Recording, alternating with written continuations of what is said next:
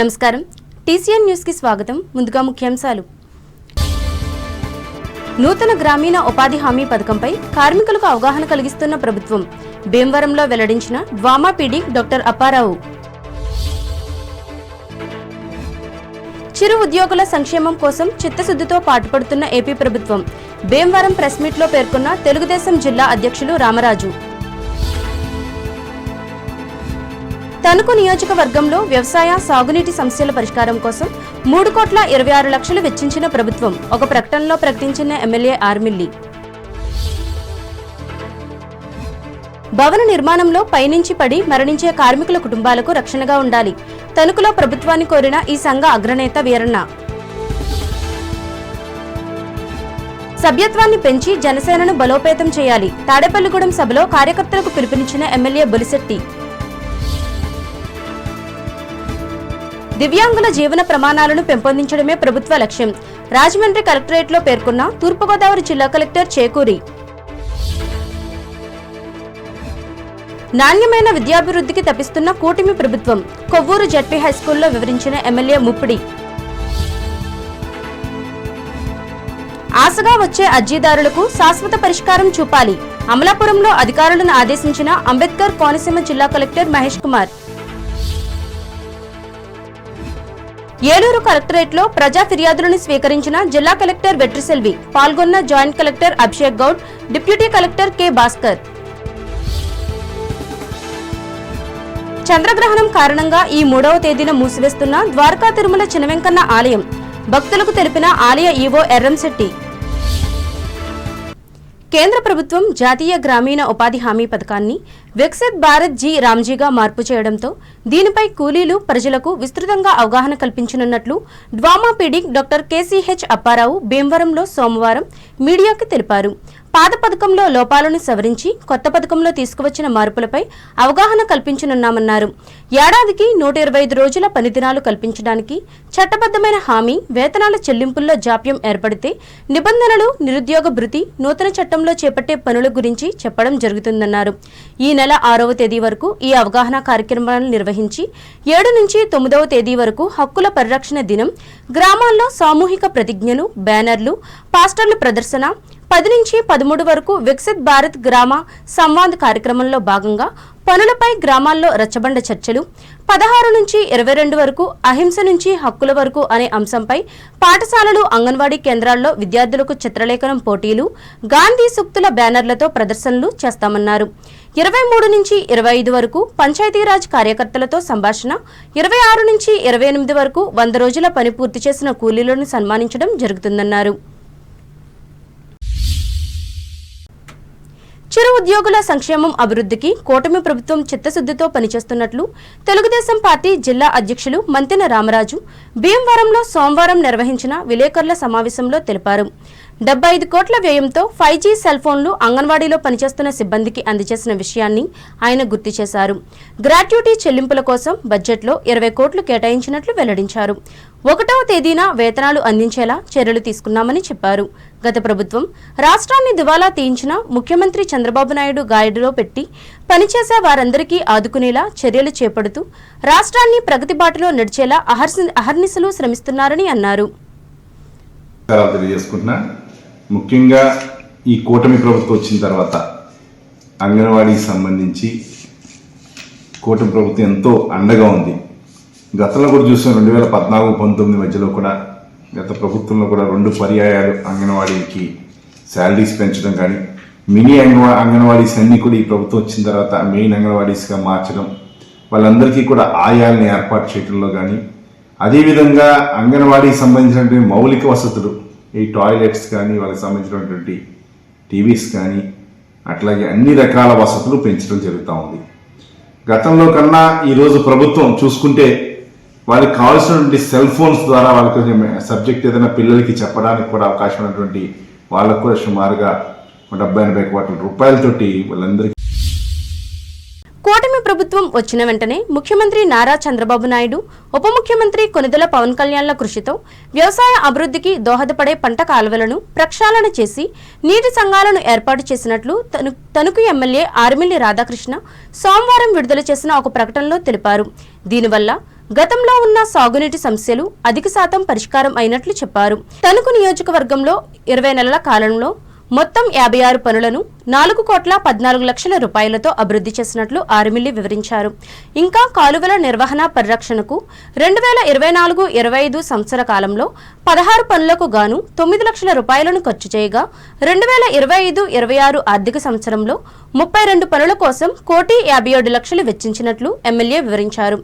రాష్ట్ర విపత్తుల నిర్వహణ నిధి నుంచి కాలువల పూడిక తీసేందుకు చేపట్టిన 6 పనులకు 95 లక్షలు, యనమదుర్రు ఇన్సిడెంట్స్ పునరుద్ధరణలో భాగంగా 2 పనులకు గాను 65 లక్షలు ఖర్చు చేసి అభివృద్ధి చేసినట్లు ఆర్మిల్లి రాధాకృష్ణ విశ్లేషించి చెప్పారు. భవనాలను నిర్మించడంలో ప్రముఖ పాత్ర పోషిస్తున్న కార్మికుల ఉద్యోగాలకు భద్రత కల్పించి రక్షణగా ఉండాలని తణుకులో సోమవారం నిర్వహించిన ఈ కార్మిక సంఘ సమావేశంలో సంఘ సీనియర్ నేత ఇంటి వీరన్న ప్రభుత్వాన్ని డిమాండ్ చేశారు. ముఖ్యంగా ఈ భవన నిర్మాణ కార్మికులకు ప్రస్తుతం అమలవుతున్న సంక్షేమ పథకాలపై చర్చించుకున్నారు. పెళ్లి కానుక పథకంలో భాగంగా కార్మికుని కుమార్తెకు 40,000, ప్రసూతి పథకం క్రింద కార్మికుని భార్య కుమార్తెలకు 20,000, కార్మికుల సహజ మరణం క్రింద 60,000, అంత్యక్రియల ఖర్చులకు మరో 20,000 ఇస్తున్నందుకు కొత్తగా వృత్తిలోకి వచ్చిన వారు తమ పేర్లను రిజిస్ట్రేషన్ చేయించుకోవాలని వీరన్న సూచించారు. అలాగే భవన నిర్మాణంలో ఉండగా పైనుంచి పడి మరణించిన కార్మికునికి రావాల్సిన నష్టపరిహారాలు అందడం లేదని ఆవేదన వ్యక్తం చేశారు. మన రామకృష్ణ గారు చెప్పారు. ఇదేంటి దీంట్లో 4 ఐటమ్స్ ఉన్నాయి. ఒకటి ఏంటంటే సహజ మరణం. సహజ మరణం అంటే ఇంతవరకు 80,000 ఇచ్చేవారు మట్టి గదితో సహా. అలాగే పురుళ్ళు, 2 పురుళ్ళ వరకు 25,000, వివాహకాలకు గాను 2 పెళ్ళిళ్ళ వరకునేమో 20,000 అలాగే ఇచ్చేవారు. అసలైంది ముఖ్యమైనది తీసేశారు. దీంట్లో పైనుంచి పడిపోయిన వాడికి 5 లక్షల రూపాయలు ఎక్స్రేసే ఇచ్చేవారు. అది దీంట్లో పెట్టకుండా ఈ 4 ప్రకటించారు. ఇది ఈ పోరాటం 40 సంవత్సరాలు పోరాడితే ఈ చట్టం వచ్చింది. గంజి రామకృష్ణ అధ్యక్షతన జరిగిన ఈ సమావేశంలో జిల్లా అధ్యక్షులు బొల్లాడ నాగరాజు, ప్రధాన కార్యదర్శి కొక్కిరిమెట్టి సత్యబాబులతో పాటు కార్మిక అధికారులు కేబీఆర్ శర్మ, డి లక్ష్మణ్ కుమార్లు పాల్గొన్నారు. శరీరంలోని ఏదో ఒక అవయవ సమస్యతో సతమతమవుతున్న దివ్యాంగుల సమస్యలను, ఇతర అభివృద్ధి అంశాలను చర్చించుకునేందుకు అవసరమైన కార్యాలయాన్ని ప్రభుత్వ పరంగా ఏర్పాటు చేయాలని తణుకు దివ్యాంగుల సమైక్య అధ్యక్షులు వేండ్ర లక్ష్మణ్ ప్రజాప్రతినిధులకు విజ్ఞప్తి చేశారు. పట్నంలోని జిల్లా పరిషత్ బాలురోన్నత పాఠశాలలో సోమవారం ఏర్పాటు చేసుకున్న సంఘ సమావేశానికి ఆయన అధ్యక్షత వహించి మాట్లాడారు. ఈ అంశాన్ని ఎమ్మెల్యే దృష్టికి కూడా తీసుకెళ్లగా ఆయన ఏర్పాటు చేస్తానని చెప్పినట్లు వివరించారు. ఇటువంటి సదుపాయం సమకూర్చడం వల్ల తమ అభివృద్ధిని పెంచుకోగలమని చెప్పారు. ఇంకా అంగవైకల్య సమస్యలను, పరిష్కార మార్గాలను చర్చించుకున్నారు. తణుకు దివ్యాంగుల సమైక్య ద్వారా మేము ప్రతి నెల 2వ తేదీన అందరూ సభ్యత కార్యక్రమం పెట్టుకుంటున్నామండి. ఎవరికైనా మా దివ్యాంగుల్లో ఎవరికైనా ఇబ్బంది కలుగుంటే కనుక వాళ్ళకి సాయం చేయడానికి మేమున్నామని సాయం చేసుకుంటున్నామండి. అలాగే మాకు ఏంటంటే వర్షాకాలం కానీ ఎండాకాలం కానీ చాలా ఇబ్బంది పడుతున్నామండి. మాకు షెల్టర్ అన్నది లేక దాని గురించి ఆల్రెడీ ఎమ్మెల్యే గారికి రాధాకృష్ణ గారికి చెప్పామండి. ఆయన త్వరలో మీకు ఏర్పాటు చేయడం జరుగుతుందన్నారు. కొత్త తొందరగా చేస్తే బాగుంటుందని మేము ఆయన్ని కోరడం జరిగిందండి. మా దివ్యాంగుల్లో మేము ఎవరికైనా కానీ చేయూతను ఇవ్వాలని మేము తలకు 100 రూపాయలు వేసుకుని ప్రతి నెల వాళ్ళకి చేయూతను ఇస్తున్నామండి. ఈ సమావేశంలో ఉపాధ్యక్షులు జి త్రివేణి, కమిటీ సభ్యులు సిహెచ్ దివ్య, మెంటే రాజులు మాట్లాడారు. హైస్కూల్ విద్యనభ్యసిస్తున్న విద్యార్థుల బంగారు భవితకు 10వ తరగతి ఉత్తీర్ణతే పునాదిగా నిలుస్తుందని మానవతా స్వచ్ఛంద సేవా సంస్థ రాష్ట్ర convener, retired principal doctor Koduri Radha Pushpavathi పేర్కొన్నారు. తణుకు నియోజకవర్గ పరిధిలోని ఇరగవరం మండలం తూర్పు విప్పరు జిల్లా పరిషత్ ఉన్నత పాఠశాలలో సోమవారం ఏర్పాటు చేసిన కెరీర్ గైడెన్స్ సభలో ఆమె ముఖ్య అతిథిగా పాల్గొని మాట్లాడారు. ముఖ్యంగా 10వ తరగతి పాస్ అయ్యాక ఇంటర్మీడియట్ కోర్సులను ఇప్పటి నుంచే ఎంపిక చేసుకుని ప్రణాళికాబద్ధంగా వ్యవహరించాలని ఆమె సూచించారు.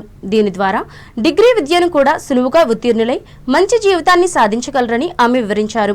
దీనితో పాటు దేశభక్తిని, సమాజ అభివృద్ధి భావనను పెంపొందించుకోవాలని డాక్టర్ రాధా పుష్పవతి విద్యార్థులకు ఉద్బోధించారు. అనంతరం ఇదే గ్రామానికి చెందిన అడ్డగర్ల వెంకటేశ్వరరావు అందించిన ఆర్థిక సహకారంతో 85 మంది 10వ తరగతి విద్యార్థులకు పబ్లిక్ పరీక్షల్లో అవసరమయ్యే ప్యాడ్స్ ను అందజేశారు.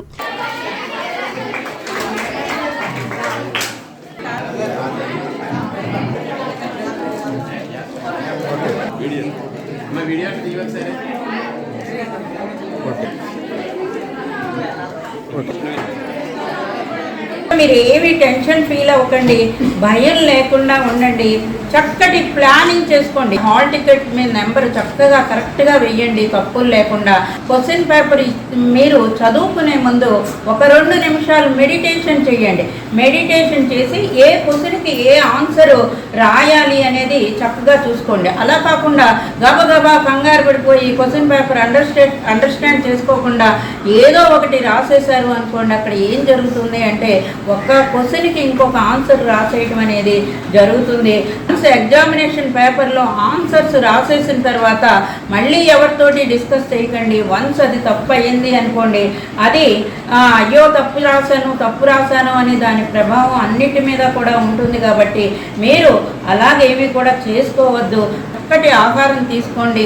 ప్రతిరోజు కూడా ఒక అరటిపండు తినండి. ఆ అరటిపండులో పొటాషియం ఉంటుందంట, దానివల్ల జ్ఞాపక శక్తి అనేది పెరుగుతుంది. కాబట్టి జంక్ ఫుడ్కి దూరంగా ఉండి అమ్మ పెట్టే గోరుముద్దలు తినండి, అమ్మ పెట్టే అన్నం తినండి. ఎగ్జామినేషన్ హాల్కి వెళ్ళేటప్పుడు అమ్మా నాన్నలకి నమస్కారం చేసుకుని గురువులకి నమస్కారం చేసుకోండి. ఇందులో భాగంగా ఆయనను సన్మానించారు.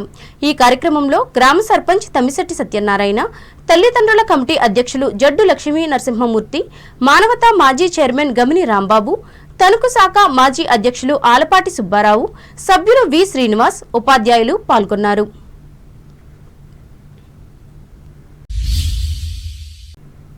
తన మాట వినని దేశాలపై దాడులు చేసి ఆయా దేశాల ప్రభుత్వాలను మార్చేందుకు కుట్రలతో వ్యవహరిస్తున్న అమెరికా సామ్రాజ్యవాద వైఖరిని ప్రపంచ ప్రజలు ఎండగట్టాలని ఆంధ్రప్రదేశ్ న్యాయ సేవాధికార సంస్థ రాష్ట్ర వ్యవస్థాపక అధ్యక్షులు పేరూరి మురళీకుమార్ సోమవారం ఒక ప్రకటనలో ధ్వజమెత్తారు.